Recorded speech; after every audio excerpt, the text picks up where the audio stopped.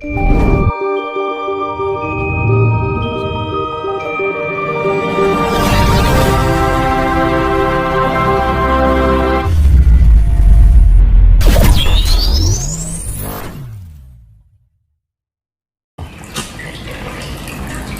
kita tidak harus menunggu timing atau momen yang keadaannya lagi gini lagi terbangun kan gitu kan. Jadi ya harus kesadaran itu karena ya faktor gimana ya zaman sekarang itu faktor lingkungan juga pengaruh, faktor orang tua ya kan. Nah yang bisa menyentuhkan ya leluhur, zaman leluhur kan gitu. Sekarang orang tua kita aja juga nggak paham, ya kan? Lingkungan kita juga nggak akan mengerti. Yang bekerja kan leluhur, mas, iya kan? Nah, itu kan tanda bahwa leluhur kita itu sudah bekerja, tanda bahwa leluhur kita itu ikut menjaga, melindungi, masih aktif, kan ngono teman? Keberadaan mereka masih ada. Itu bukti nyata loh, mas. Nah itu. Terus gini mas, apakah hanya pelaku spiritual saja yang selamat dalam kehidupan dan kembali kepada Tuhan? Kan spiritual itu bisa diartikan secara khusus dan secara luas ya mas.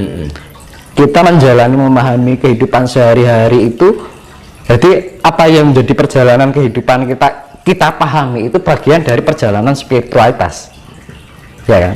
Itu secara umum, ya kan? Itu ya bisa terselamatkan karena rasa rumongso gitu. Jadi nggak ada niatan berspiritualitas tapi perilakunya mencerminkan spiritualitas tanpa disadari.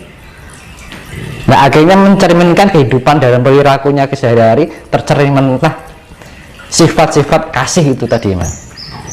Jadi yang menyelamatkan ini kasih itu sendiri. Makanya secara nggak langsung perilaku dalam kehidupan sehari-harinya itu sudah bagian dari spiritualitas tanpa dia sadari, tanpa dia harus mengarahkan pada sifatnya untuk belajar spiritualitas kan ngono. Nah spiritualitas secara khusus yaitu tadi kita mengolah meditasi, menata di dalam kehidupan sehari-hari dari ucapan kita, pikiran kita, rasa kita, perilaku kita kan ngono. Jadi spiritualitas bisa dimaknakan secara khusus ataupun secara luas. Berarti intinya gini mas, ketika kita berbuat baik, bertoleransi antar sesama, meskipun kita tidak belajar spiritual, apakah itu bisa dinamakan dengan kesempurnaan hidup? Ya kalau lebih kesempurnaan ya kita harus mengolah meditasi mas, secara khusus itu tadi. Tapi kalau yang sifatnya luas itu ya melakukannya di luar kesadaran. Jadi perilakunya itu sudah bagian spiritualitas yang mencerminkan sifat kasih, budi pekerti. Nah, nanti juga orang-orang itu juga akan terarahkan dengan sendirinya dengan apa? Rasa cinta, kasih sayang, cinta dengan alam, cinta dengan sesama itu kan.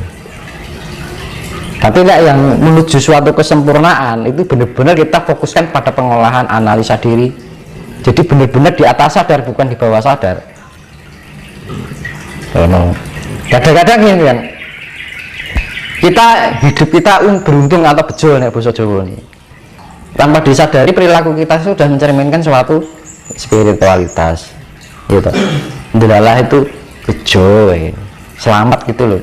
Dari bencana atau apa gitu kan. Ini contohnya yang kayak di Semeru dulu, bapak siapa itu yang diselamatkan, karena mungkin perilakunya bagian dari spiritualitas di dalam kehidupan sehari-harinya, akhirnya apa? Terselamatkan kan gitu. Tapi terselamat istilahnya dalam lingkup terselamatkan, untuk menuju suatu kesempurnaan harus diarahkan lebih khusus. Makna spiritual yang secara khusus karena apa? Penyempurnaan. Karena di dalam diri kita kan orang Jawa sembah cipta, sembah rasa, sembah jiwa, sembah raga kan ngono. Sembah cipta yaitu ya kita harus memelihara pikiran kita untuk menjadi pikiran yang lebih baik. rasa kita, memelihara rasa kita biar menjadi pribadi yang inner beauty.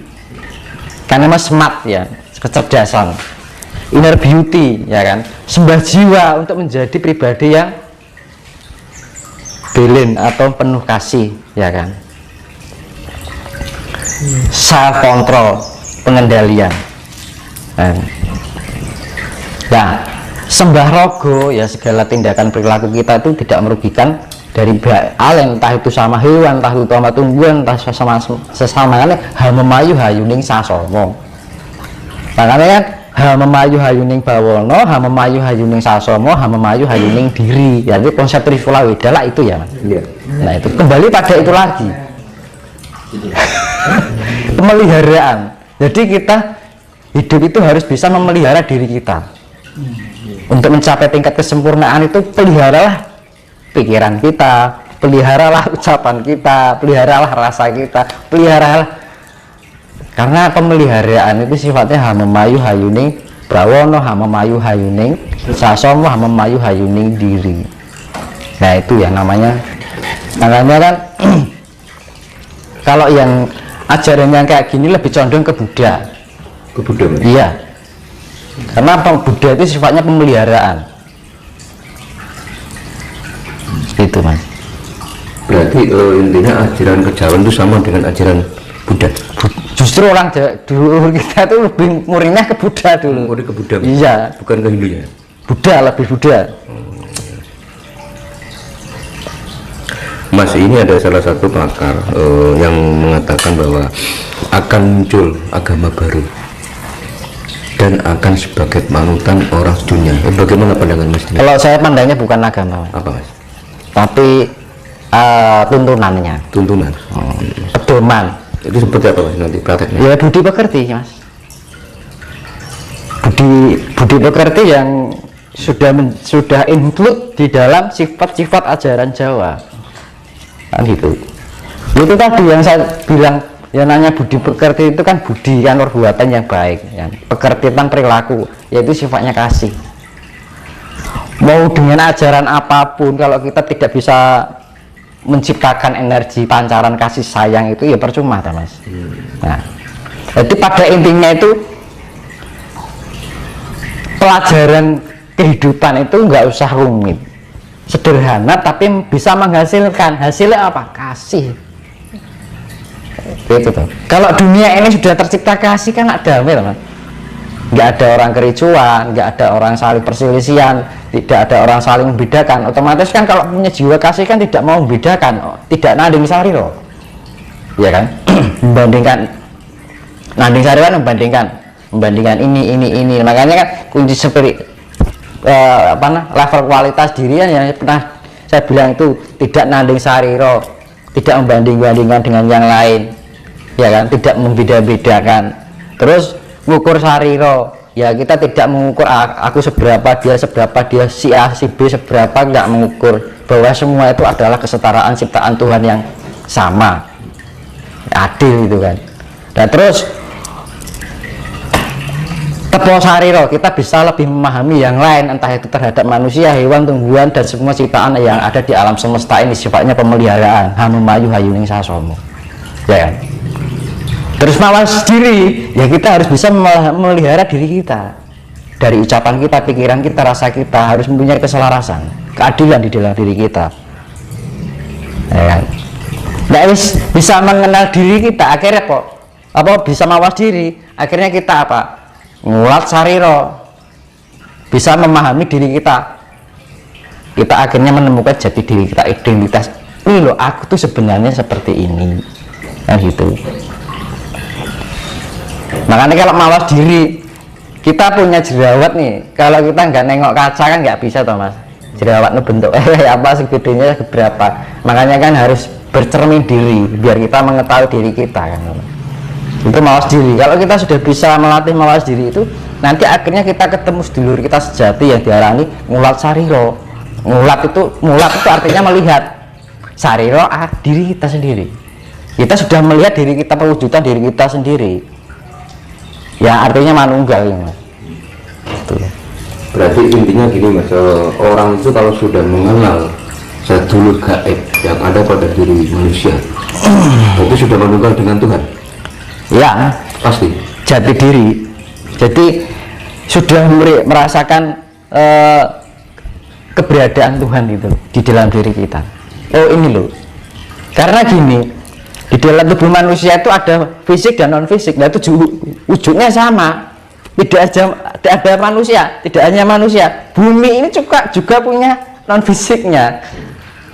Jadi ibaratnya itu yang satu fisik dan satu non fisik. Bumi ini juga ada non fisiknya, wujudnya kayak bumi.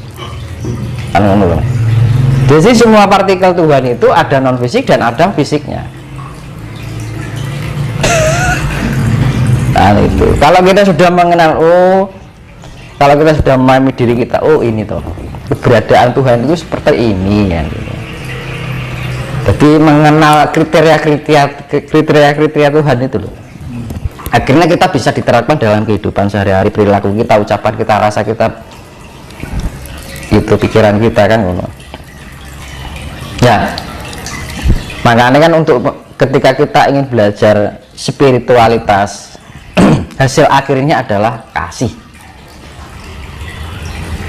punya perilaku dengan kasih sayang, ya kan.